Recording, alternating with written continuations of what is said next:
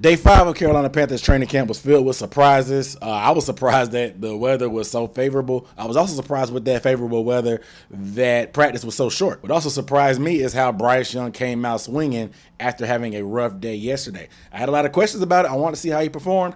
He passed that test with flying colors. We have all that and more in this episode of my training camp recap. As you guys know what I do 3 big takeaways, rapid fire at the end. I'm even going to throw in play of the week, play of the day, excuse me, not play of the week. You know what I'm saying? It's been a long week. These days adding up, bear with me. But I even got the play of the day. So we got all that and more. Let's go ahead and get into it. What's going on, everybody? It's Aaron Duncan here. I start off every video by saying, what up, doe? Here with the necessary bluntness sports talk. I do recap and analysis of the Carolina Panthers, and right now I am here in Spartanburg, South Carolina. I'm here on the ground, boots on the ground, getting that training camp insight for you guys, bringing you these daily recaps along with some clips and stuff. So if you want to keep seeing stuff like this, hit the subscribe button down below. And if you just now joining the channel, welcome aboard. I have a whole playlist of recaps, so go ahead and binge that like your favorite Netflix series, and then come back to this. Actually, watch this video first, then go back and binge like your favorite Netflix series, and make sure you are subscribed so you don't miss anything else going forward. That way you ain't got to do any more catching up. But it doesn't matter when you got here, as long as you're here, I appreciate you watching. But also, give this video a thumbs up if you have not, please, because it really helps me out in that algorithm, you know what I'm saying, that big algorithm, to really help this spread out the message to other Panthers fans. So I really appreciate that like. Also, if you want to show some extra support for me being out here in the trenches in Spartanburg, South Carolina in this hot heat, you can leave a super thanks down below. A super thank is just pretty much a tip jar for creators. You can look down below the video. It's a heart with a $sign in it. It really helps me out with some gas money when I'm driving back and forth from practice. So any kind of super thanks is appreciated. The first topic, the biggest takeaway, like I said, you guys, if you're not new here, you guys know we have to talk about the quarterback position. This is what you guys are watching my videos for. And Bryce Young did not disappoint. I talked about how shaky he was kind of yesterday with that pressure mountain and the offensive line kind of wavering a little bit. Today, offensive line had that protection up to par, and Bryce Young performed accordingly. Bryce Young was really on one. In my opinion, this was his best practice of camp, and I was in awe of him on the first day. It might have just been that new car smell watching Bryce Young on the first day, just seeing him operate in person. But today was far and beyond anything he's had of the prior couple practices, and this guy was getting it done. Red zone was the emphasis today, and he came out on a mission. The first team period wasn't red zone. He did pretty good. It was a little shaky initially. There was some drops and whatever in the beginning, but once things got going, it was crazy. Red zone, he had back-to-back post routes to DJ Chark.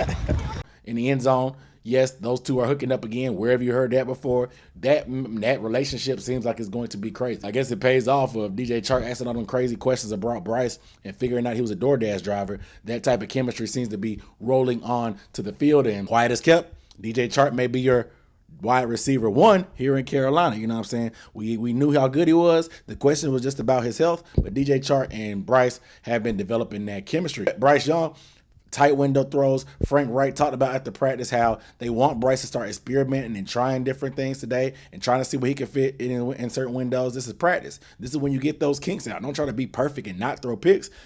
Don't throw caution to the wind, but take a little chances. Put it in some tight coverage. See what kind of arm you have.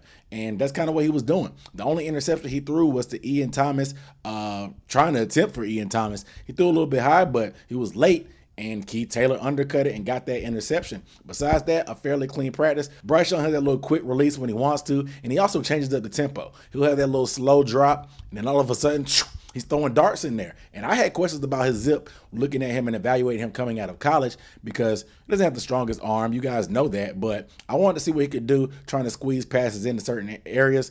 And he was throwing darts and lasers today in that red zone period. I was really happy to see how he bounced back and pretty much had his way with the defense for the most part on those. You see how much more he can do with our weapons when he has that time to let them work, and he can work with them and he can be decisive. Seeing Bryce Young being able to operate in the red zone today gave me a lot of confidence in where we are as an offense. Couple that with the running game we're probably going to have in the red zone, I feel good about where we are at. Andy Dalton also had another phenomenal day. I just keep bringing up Andy because I haven't seen much of Andy in person as well. This is my first time seeing him too. This dude continues to play with confidence. You can see he's making checks at the line of scrimmage, canning and audible out of him plays that get into a better look against certain defenses. Had another deep ball today to Gary Jennings. Shout out to Gary Jennings. But Andy, operating well at all the levels, spreading the ball around, doing what he does, man. I feel confident. You need to have a backup quarterback. If we did not learn anything from the San Francisco 49ers, your backup quarterback matters. Andy Dalton is showing that he is worth his weight in gold as more than just a mentor for Bryce Young, but he could also get it done on that field. You guys let me know down below in the comments how you feeling about Bryce Young's bounce back day, because I am super relieved, excited. I'm happy to see that he came out and wanted to kind of make a statement and took yesterday personal with the struggles and the interception and bounced back. But I want to get you guys' thoughts, because a lot of you guys were saying, yeah, you expected Bryce to kind of take some lumps. He's a rookie. But let me know how you feel about him having that bounce back day, and how Frank Wright saying that they want him to take some more risks. How do you feel about that in practice? The next major takeaway is the tight end number 2 competition. I already talked about him and Hayden Hurst yesterday having that relationship that they are establishing, but who is going to be that next tight end? We have some competition between Ian Thomas, who's been here for a while, Tommy Tremble, who was drafted for the prior regime, and Steven Sullivan, a good-sized guy that was kind of a developmental, and Giovanni Ricci. It's kind of getting hot. It's kind of tightening up. And today was a featured day for the tight end. This is the most work I've ever seen Ian Thomas get in a practice ever. I would love to see Tommy Tremble get a day like this so we can find out what he's made of. But there was a lot of forced action to Ian. Bryce really targeted Ian. Ian had a nice crossing route that he beat Von Bell for. Candidate for play of the day, because I loved that throw from Bryce, the way he was doing it on the move. But Ian Thomas really showed me some things that I hadn't seen before, but also showed some limitations. But Steven Sullivan also had a nice play. This guy's 6'4", 245. He's good more in straight lines, doesn't have a lot of wiggle or shift, but Andy Dalton hit him on a high corner route and threw it up high. He came down with it.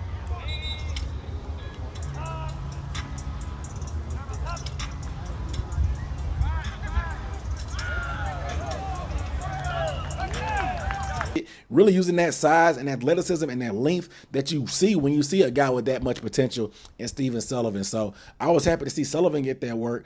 Tommy Tremble, not a ton that I've seen from him thus far. I mean, he had a great day at Saturday's practice, but not a ton from him these past 2 days of practice. So this tight end 2 position will be heating up, and I want to pay attention to see who's going to kind of to keep making that step and say, hey, I'm going to be that guy. It's going to be very interesting. I want to get you guys' thoughts. What you guys, who do you think? Who do you think is going to be tight end number 2? I know some of y'all may have some fatigue about Ian Thomas because we keep talking about him being here for all these years, him being a great blocker, but when is he going to put it together in the receiving game? We don't need extra blockers. We have plenty of tackles on the offensive line. We need guys who are going to catch passes for our rookie quarterback. So I want to get you guys' thoughts about how you think that tight end number 2 competition could shake out. The last biggest takeaway is what we saw from the cornerback position. Yes, it gets a little bit worrisome. I talked about C.J. Henderson being out and undrafted free agent Rajon Wright being out, but we have to get more work from Dante and JC, and that's exactly what's been happening. I told you about JC playing today in the red zone guarding Ian Thomas. He pretty much almost picked off Bryce on the post. He kind of baited him a little bit. So it was good to see JC being able to have that little gamesmanship there and baiting Bryce and almost getting that pick on that post and breaking it up there. Good to see him actually in the action. Him and Dante's reps have been very limited, so they're probably going to have to ramp them up by default anyway with CJ being out. But not just that, I was happy to see that Keith Taylor actually got him an interception. We know Keith Taylor, he's a good press corner. He can do some things. He has that length and that size. Had some struggles last year, obviously, in that Bucks game. Hasn't been known for his ball skills, but this was a phenomenal catch and toe tap. I'll play the clip.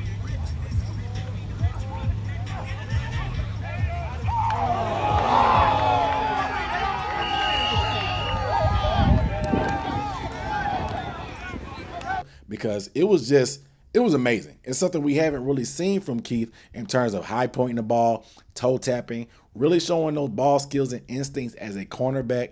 It was really a sight to see, man. I was happy to see Keith Taylor do that. So it's going to be increased workload, I think, for JC and Dante. It's going to have to happen eventually. So we'll see how things shape up as we ramp up for the joint practices and preseason. But you definitely want to keep those guys on a regimen that they can handle that's not too much for their body, because it's a very delicate situation. Frank Wright said he has confidence in our depth.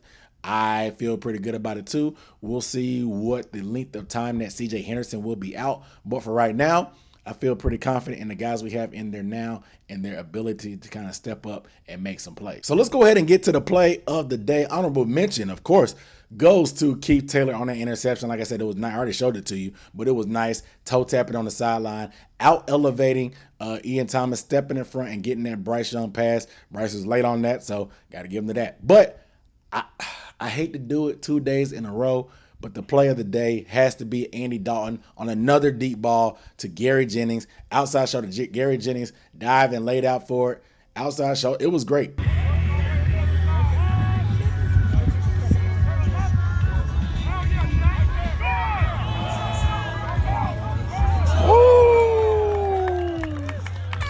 And like I said, Gary Jennings has a lot of these in camp, a lot of highlights. He has about one a day where he just surprised you. He was like, oh, snap, who was that? And it ends up checking the roster. It's ended up being number 86, Gary Jennings.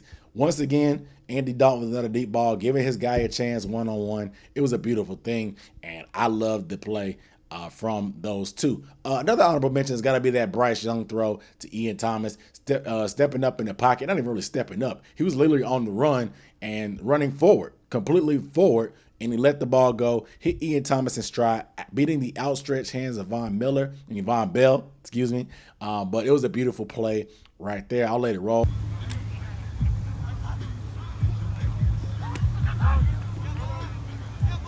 Woo! But it was beautiful by those two hooking up there. All right, so let's go ahead and get into the rapid fire news pieces that I noticed today. Number one, Brian Burns versus Ike Ekwonu. They had a little battle in practice today. You know, they got a little bit scrappy in the team period, and obviously they've been going at it in one-on-ones, of course, with each other.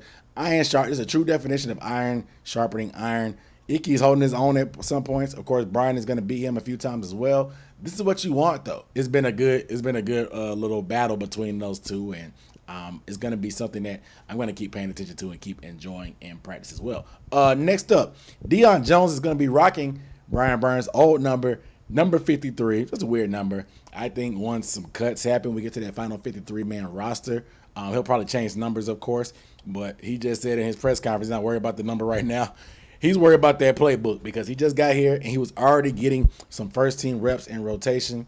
This guy is fast. He can make plays. He seems hungry, seems motivated. I'm excited to see what they call him Debo Jones, is able to do. Frank Wright did say that he pictured him as being inside exclusively, so I know you guys were talking about him playing in different places potentially, but it seems like they want him to be inside exclusively. So we'll see how those work out and how they'll move Frankie Louvu around as a chess piece in order to complement what Deion Jones brings, and of course Shaq Thompson being on the field. Next up, on the injury front, Chandler Zavala. We got an update finally for him today.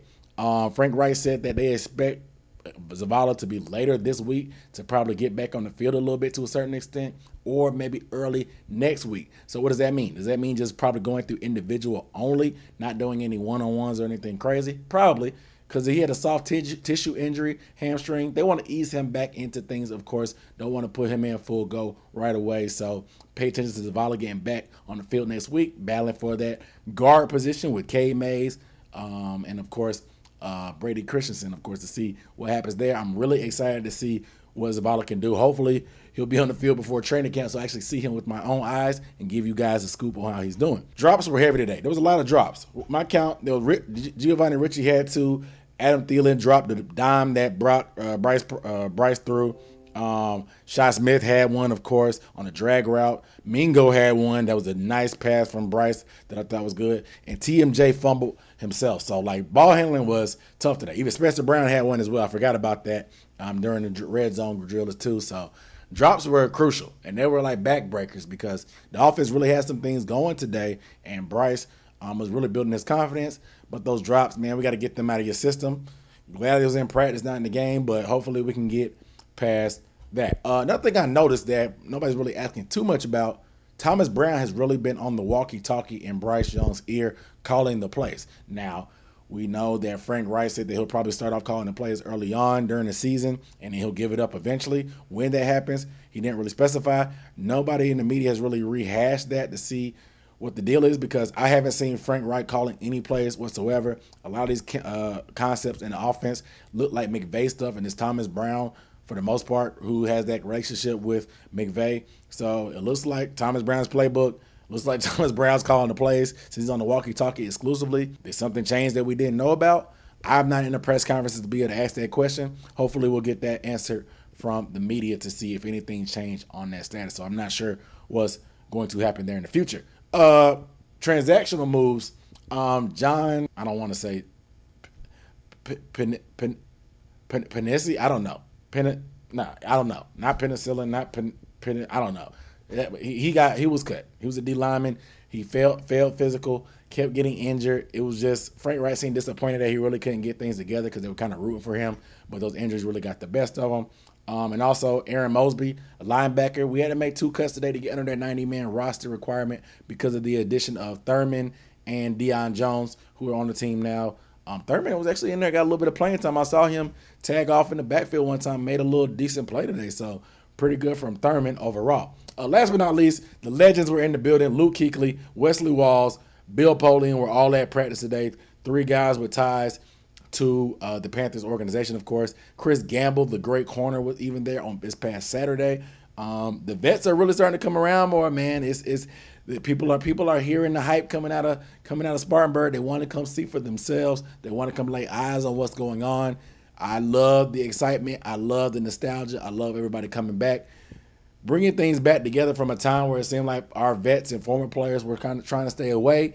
Those days are far gone. We're back. We're back. We're back. It's time to keep pushing that agenda for the Carolina Panthers on a national scale. I'm doing my part to do it. So I appreciate you guys' support, helping me do that. Make sure you guys are subscribed down below and hit that bell icon so you don't miss any videos. Give this video a thumbs up if you have not.